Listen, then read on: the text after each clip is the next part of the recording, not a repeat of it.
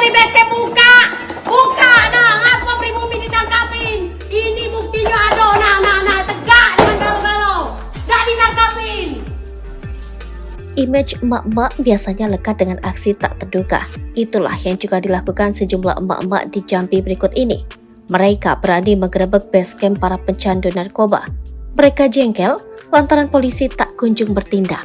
Selain itu, mereka juga lelah sering kehilangan barang.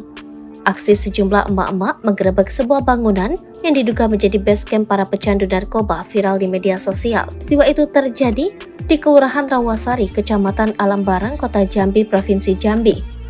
Aksi penggerebekan itu dilakukan lantaran emak-emak setempat sudah resah dengan aktivitas di tempat tersebut. Salah satu emak-emak yang ikut aksi, mengatakan sejak adanya tempat yang diduga jadi sarang pecandu narkoba itu, barang warga sekitar kerap hilang.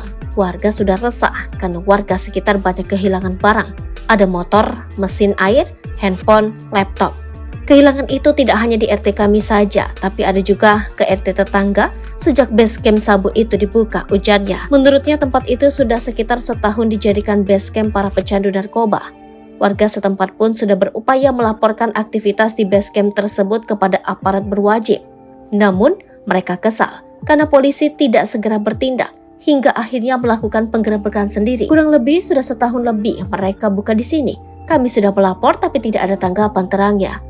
Saat melakukan penggerebekan, warga menemukan sabu, alat hisap dalam plastik kecil dalam jumlah yang banyak. Tak hanya itu, warga juga menemukan uang senilai lebih dari 20 juta rupiah. Mereka juga melihat sekitar 20 orang pria yang berada di dalam base camp. Terdapat 8 kamar sebagai tempat para pengguna menghisap sabu. Bahkan ada pula sekitar 5 atau 4 orang pekerja yang bertugas memfasilitasi para pengguna.